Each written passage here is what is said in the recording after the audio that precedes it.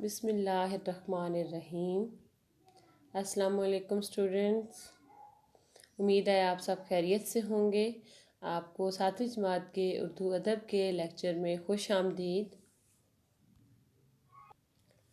آج ہمارا سبق ہے حاتم طائی اور لکڑہارا، جس کے مصنف میر امن دہلوی ہیں۔ سبق کو شروع کرنے سے پہلے میں آپ کو مصنف کا تھوڑا سا تعارف کروا دوں۔ میر امن دہلوی کی تحریر کو اردو ادب میں بہت اہمیت حاصل ہے۔ ان کی شور آفاق کتاب باغ و بہار ادبی شاہکار ہے، جسے لکھنے پر انہیں بے شمار شہرت ملی اور اسے داستان گویائی کی بنیاد بھی سمجھا جاتا ہے۔ سب سے پہلے آپ کو سبق کے تدریسی مقاصد آپ کے ساتھ شیئر کرتے ہیں۔ انفرادی بلند خوانی کے ذریعے درست تلفظ سیکھ سکیں گے آپ لوگ، اور لغت کے استعمال کی مشق کر سکیں گے، جیسا کہ آپ کو پہلے بھی بتایا تھا کہ آپ نے الفاظ مشکل الفاظ جو ہے وہ آپ جب بلند خوانی کریں گے تو آپ مشکل الفاظ کو کشیدہ کریں گے اور اس کو آپ لغت میں ان کے معنی تلاش کریں گے۔ سخاوت تو اثار اور دوسروں کی مدد کرنے کے جذبے کی اخلاقی اہمیت پر تبادلہ خیال کر سکیں گے۔ آپ سبق کو پڑھنے کے بعد آپ کو اندازہ ہوگا کہ کس طرح حاتم طائی نے سخاوت اور ان کی دوسروں کے لیے قربانی اور ان کی مدد کرنے کا جذبہ ان کے اندر کس قدر زیادہ تھا، اور ہمیں بھی اپنی حقیقی زندگی میں کس طرح دوسروں کی مدد کرنی چاہیے۔ اس کے بعد بیٹا مشقی سوالات آپ لوگوں نے انفرادی طور پر حل کرنے ہیں اور الفاظ سے بمعنی جملے بنا سکیں گے۔ جی بیٹا، اب آتے ہیں آپ کے سبق کی طرف، جو کہ آپ کی سریر خاماج مات ہفتم صفحہ نمبر 9 پر موجود ہے، حاتم طائی اور لکڑہارا۔ سب سے پہلے آپ سبق کی بلند خوانی کریں گے، مشکل الفاظ کو انڈر لائن کریں گے، اور اس کے بعد ان کے معنی آپ لغت میں تلاش کریں گے جو آپ کے پاس ڈکشنری ہے، اور کچھ الفاظ کے معنی آپ کی بک کے آخر میں بھی دیے گئے ہیں۔ سبق کو پڑھنے کے بعد آپ جان سکیں گے کہ کس طرح حاتم کی سخاوت، دوسروں کی مدد اور خدمت خلق کے جذبے سے وہ لوگوں میں کس قدر جو ہے وہ اس کی عزت افزائی کی جاتی تھی، اور لوگ اس کی تعریف کرتے تھے، اس کے گن گاتے تھے، اور نوفل نامی بادشاہ جو ہے وہ اس سے کس قدر حسد کرتا تھا، اس نے اس پہ حملہ کیا اس کے قبیلے پر۔ حاتم نے خون خرابے سے بچنے کے لیے اپنے آپ کو ایک شہر چھوڑ کے چلا گیا اور کسی پہاڑ کی خون میں چھپ گیا۔ انہی دنوں میں ایک بوڑھے میاں بیوی اسی جگہ پر جنگل میں پہاڑ کے قریب لکڑیاں کاٹ رہے تھے اور آپس میں گفتگو کر رہے تھے کہ کاش کہ انہیں حاتم مل جائے اور وہ 500 اشرفی کا انعام لے کر کچھ دن سکون کے گزار سکیں۔ حاتم نے جب یہ سنا تو وہ بہت خوش ہوا کہ اللہ تعالیٰ نے اس حالت میں بھی، بے سر و سامانی کی حالت میں بھی اس کے لیے موقع پیدا کیا ہے کہ وہ کسی کے کام آ سکے، کسی کی مدد کر سکے۔ تو وہ باہر آ گیا اور اس نے بوڑھے میاں بیوی سے کہا کہ وہ اس کو لے جائیں، بادشاہ کے حوالے کر دیں اور 500 اشرفی کا انعام حاصل کر لیں۔ بوڑھے میاں بیوی کو ترس آیا اور انہوں نے کہا کہ ہم اپنے چند دنوں کے آرام کی وجہ سے تمہیں بادشاہ کے پاس نہیں لے کے جا سکتے۔ دونوں میں یہ تکرار ہو رہی تھی کہ لوگ جمع ہو گئے اور لوگوں نے اس کو بادشاہ کے پاس پیش کر دیا۔ اب ہر شخص دعویٰ کر رہا تھا کہ وہ حاتم کو لے کر آیا ہے، لہٰذا وہ 500 اشرفی انعام کا حقدار ہے۔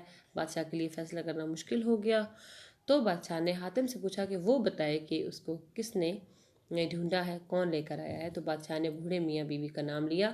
بوڑھے نے سر جھکائے اور غمگین انداز میں جو ہے بتایا کہ اصل میں وہ بھی نہیں لایا، بلکہ ان کی گفتگو سن کر حاتم باہر آیا ہے، اور وہ اصرار کر رہا تھا کہ وہ بادشاہ کے حوالے کر کے 500 اشرفی کا انعام حاصل کر سکے، تاکہ لکڑیاں کاٹنے سے ان کی جان چھوٹ جائے اور وہ چند دن سے آرام کے گزار لیں۔ بادشاہ یہ سن کر بہت حیران ہوا کہ ایک جو ہے وہ عالی ظرف اور باہمت شخص ہے جو ہر حالت میں دوسروں کی خدمت کرنے کے لیے تیار رہتا ہے، تو وہ اس سے کیوں دشمنی رکھے، اور اس نے حاتم کی طرف دوستی کا ہاتھ پھیلایا اور بڑھایا اور اسے اس کا علاقہ بھی واپس کر دیا، اور بوڑھے جو ہیں وہ میاں بیوی اس نے حاتم کو دعائیں دیتے ہوئے رخصت ہو گئے۔ اب آ جاتے ہیں بیٹا سبق کی پڑھائی کے بعد۔ اب آپ کو میں بتاتی ہوں کہ اس کا اخلاقی سبق کیا تھا۔ آپ کو اس سبق کو پڑھنے کے بعد کیا آپ کو سبق حاصل کرنا چاہیے اس کہانی سے۔ جی بیٹا، جو سب سے پہلے میرے نزدیک آپ کے سبق کا اخلاقی سبق یہ تھا کہ دیکھیں کچھ لوگ دنیا میں آتے ہیں اور عام سے زندگی گزار کے چلے جاتے ہیں، مگر کچھ لوگوں کی زندگی خدمت خلق سے بھرپور ہوتی ہے۔ ان کی زندگی کا اولین مقصد دوسروں کے کام آنا اور ان کی خدمت کرنا ہوتا ہے، جیسا کہ ایک مشہور آپ نے سنا ہوگا مقولہ کہ ہے زندگی کا مقصد اوروں کے کام آنا۔ اور اس طرح جب آپ دوسروں کی زندگی میں آسانیاں پیدا کرتے ہیں تو دشمن بھی آپ کے گرویدہ ہو جاتے ہیں، جیسے حاتم طائی نے کیا۔ حاتم طائی کی سخاوت اور دوسروں کی مدد کرنے کے جذبے سے ہمیں یہ سبق ملتا ہے کہ ہم بھی مشکل وقت میں دوسروں کے کام آئیں اور لوگوں کے لیے آسانیاں تقسیم کریں، اور اپنی یہ مت سوچیں کہ آپ کے پاس کچھ نہیں ہے یا آپ کچھ نہیں کر سکتے۔ ہر قسم کے، جیسے حاتم نے بے سر و سامانے کی حالت میں بھی اس کو بہت خوشی ہوئی کہ وہ اپنے آپ کو گرفتار کروا کے کسی کے کام آ سکتا ہے۔ ایک بوڑھے میاں بیوی کی خدمت کا موقع مل رہا تھا تو اس نے اس کو بھی ضائع نہیں کیا۔ اپنی اصل زندگی میں اپنے ارد گرد آپ دیکھیں کہ آپ چھوٹی سے چھوٹی کسی کی مدد کر سکتے ہیں، چھوٹی سے چھوٹی کسی کو سہولت فراہم کر سکتے ہیں، کسی کے لیے آسانیاں پیدا کر سکتے ہیں تو ضرور کریں۔ آپ سے اللہ تعالیٰ بھی راضی ہوگا اور اس شخص کی اور جن کی آپ مدد کریں گے اس کی بھی دعائیں آپ کو ملیں گی۔ جی اب آ جائیے اس کی مشق کی طرف۔ سوالات جوابات میں جو پہلا سوال ہے، سبق کے متن کو مد نظر رکھتے ہوئے سوالات کے جوابات تحریر کرنے ہیں جو کہ آپ اپنی کاپیز پر تحریر کریں گے، اپنی کاپیوں پر لکھیں گے۔ سوالات آپ کے پاس بک میں دیے گئے ہیں، جوابات آپ کے پاس نوٹس کی شکل میں آپ کو پاس موجود ہے جو کہ آپ کے ساتھ شیئر کیے گئے تھے، تو آپ نے وہاں سے دیکھ کر سوالات کے جوابات اپنی نیٹ کاپی پر تحریر کرنے ہیں۔ جی الفاظ معنی آپ کی بک کے آخر میں دیے گئے ہیں، جیسا کہ آپ کو اسکرین پر نظر آ رہا ہے، تو یہاں سے آپ الفاظ معنی جو ہے وہ ان کو دیکھیں گے، پڑھیں گے، یاد کریں گے۔ جو الفاظ آپ نے کشیدہ کیے ہیں، انڈر لائن کیے ہیں، ان کے الفاظ اگر آپ کو یہاں پہ نہیں مل رہے ان کے معنی، تو آپ اس کو اپنی لغت میں ڈکشنری میں تلاش کریں گے۔ الفاظ معنی کے بعد آپ نے سوالات جوابات کاپی پر تحریر کرنے ہیں۔ اس کے بعد آ جاتے ہیں سوال نمبر 2، مندرجہ ذیل الفاظ و محاورات کو اپنے جملوں میں استعمال کیجیے۔ ہمہ وقت، مال و متاع۔ ہمہ وقت ہر وقت، مال و متاع مال و دولت، ساز و سامان، بے سر و سامانی، جب مطلب آپ کے کچھ سامان نہیں ہے، بغیر کسی سامان کے یا خالی ہاتھ۔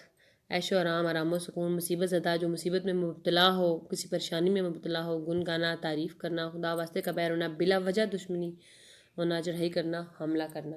تو یہ ان الفاظ کو آپ نے اس طرح سے جملوں میں استعمال کرنا ہے کہ ان کے معنی واضح ہو جائیں۔ سوال نمبر 3 ہے کہ سبق کے متن کو مد نظر رکھتے ہوئے الفاظ کی ترتیب درست کر کے جملے تحریر کیجیے۔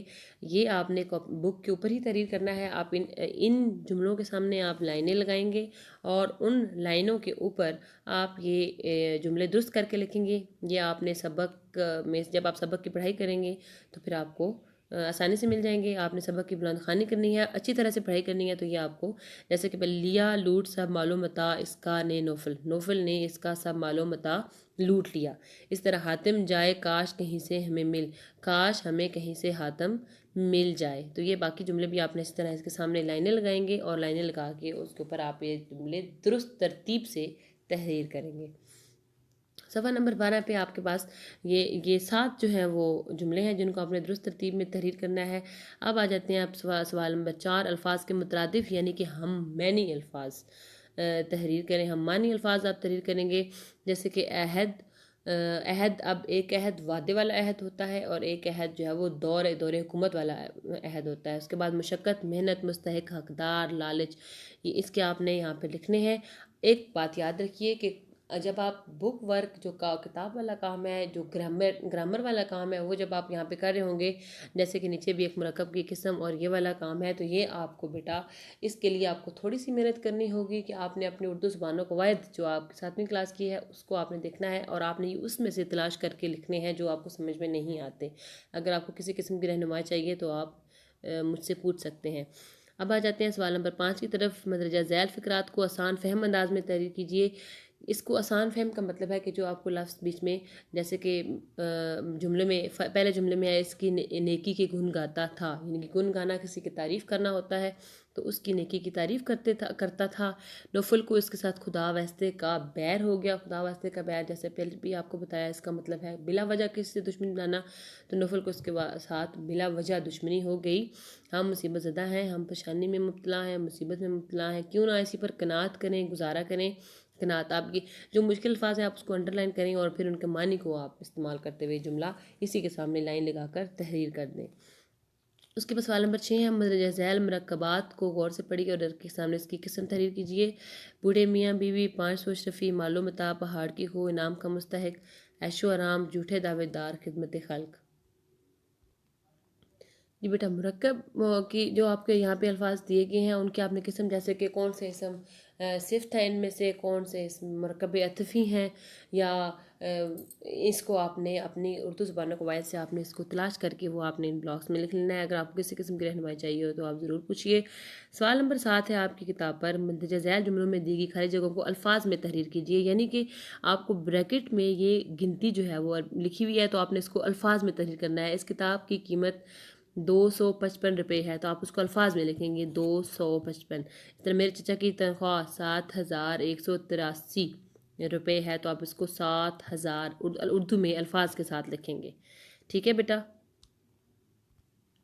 کتاب پر حل کرنے والا تمام کام آپ نے کتاب کے اوپر ہی حل کرنا ہے، جبکہ آپ کا جو کاپی پہ کرنے والا حصہ موضوعی ہے اس میں آپ کے سوالات، جو الفاظ معنی، سوالات جوابات اور الفاظ جملے، وہ آپ نے اپنی کاپی کے اوپر تحریر کرنے ہیں اور خوش خط تحریر کرنے ہیں۔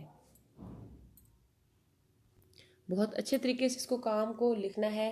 کسی قسم کی مشکل درپیش ہو، کچھ ہیلپ چاہیے، کوئی رہنمائی چاہیے تو آپ ضرور کانٹیکٹ کریں، مجھ سے ضرور رابطہ کریں اور اپنے کام کو اچھے طریقے سے مکمل کریں۔